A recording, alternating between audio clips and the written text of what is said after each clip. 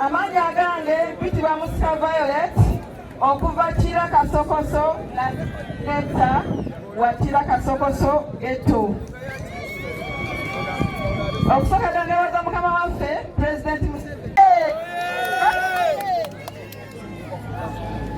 Kamera nawe nsagala ya munda bisatu kiriona bisa. Nsagala kamera. Nze sigenda kwogera bingi wabula mbe sigino y'emizindaalo. Tusaba obenga otuwaayo obugambo obutonotono era ng'obudde we bugenze. Nyisawe ndi baganda bange. Nze n'omusajja mbadde. This is the Ghetto coordinator Kasangati, the chairman Kasangati, the Ghetto president Kasangati, you understand? Now here's the message. Yo! AKA Kibuluka ya Lopoka.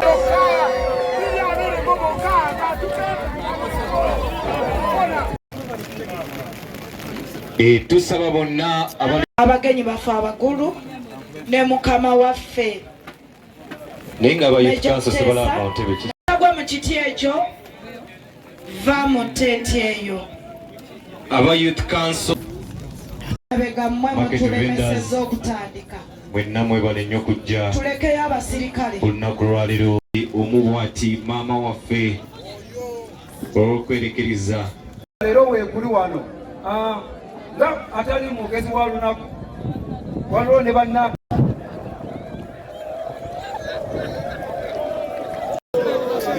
Valeri kati bagire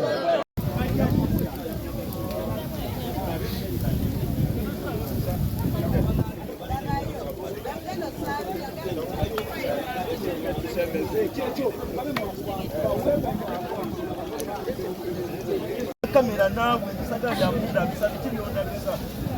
Nsagala kamera. Leka balukotinga ennyama yo.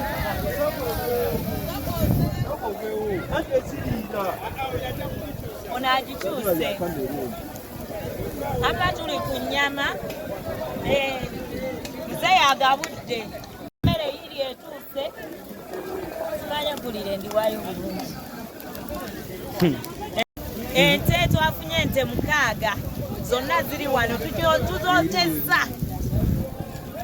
Muzeeyo ye najaye mawe jana damulira juu mama misa hello Ghetto intinachi badde nsaba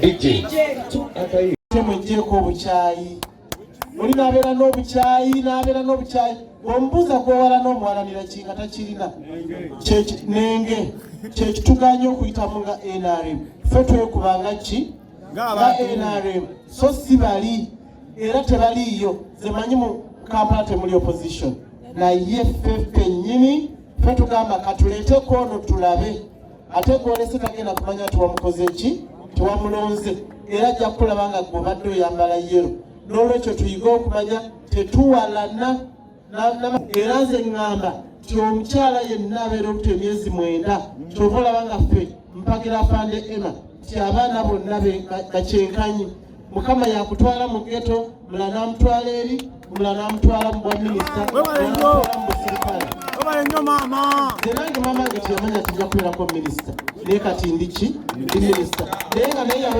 yabeera otwo myezi emeka n'olwekyo nammwe essaawa yonna Katonda kyabateekedde mujja kukifuna biki ebyagenda mu ggwanga lyaffe nga tunaba kuzaalibwa bw'omala kubitegeera otegeera wa olwaleero wooli ate tonjagaliza sooka ombulira eggwanga lyange history y'eggwanga lyange eggwanga lino in 86 poliyo yali etabu ly'omwana wa Uganda wenna ayali wano naye kati tewali poliyo ozaala omwana w'omu Ghetto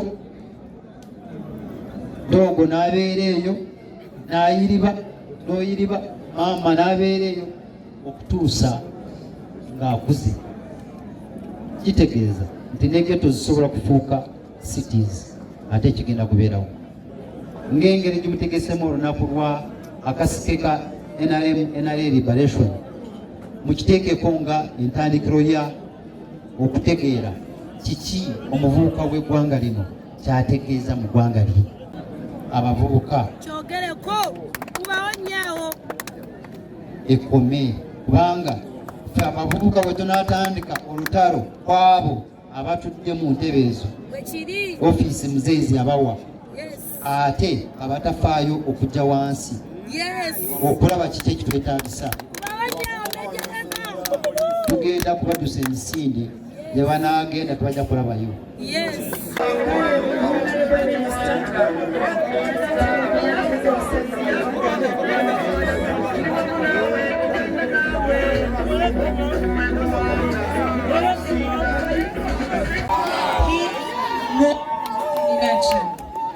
And these women, they have made it out of the slums and they to work and to earn their own money and to feed their children and bring their children to schools.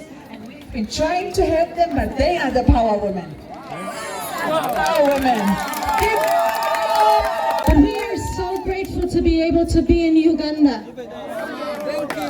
And you know what? The problem we have in Uganda is a problem we are having all over this world. But the solution is always this. ED wa National Development Corporation. Kakati kusonga y'abavubuka aba Ghetto. Njagala kubasaba nti beejumbire mu programs eza gavumenti eziriko kati. Programs ezo bw'oziruna munungi nnyo ku bavubuka si ba Ghetto bokka naye abavubuka b'eggwanga lyonna.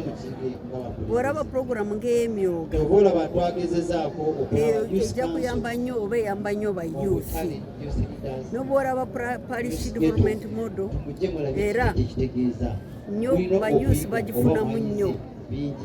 Basaba nti abayuuthi buli mu youth kyali afube nnyo kwejumbira kwezo programu za gavumenti eziriko tusobole kwekora tweje mu mbeera gye tulimu tweteeke ku mbeera esingako obulungi buli omu arwanirira kubeera ma kwe kwaleetera taata okuleeta omukazi ali mu kifaananyi kyama yetandika okunkuba okuncunya ku tate n'okunvu essaawa ejjula ennya ampasa agatomolagane n'amazzi ntandiko gaki nakkiriranga ku mugga nga nkoli nga binnu byankola siteepu ma nakakirwa okukkirira ku malaalo gama pita omuzimu gwama guntaase ku siteepu ma ng'ensobi eri ku kitapa eyetayagala anyooma siteepu ma olutulompa basunape mata owulire etti eryali kwa siteepu ma era ataza yalima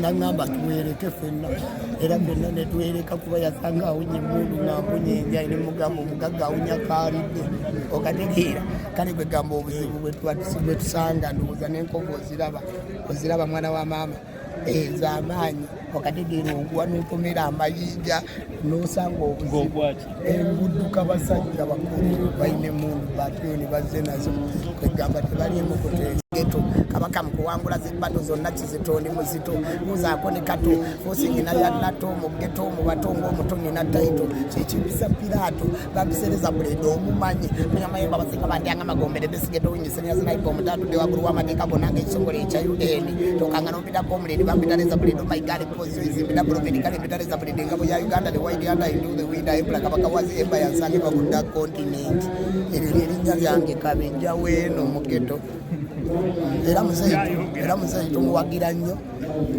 naye obuyambi budde bututuukako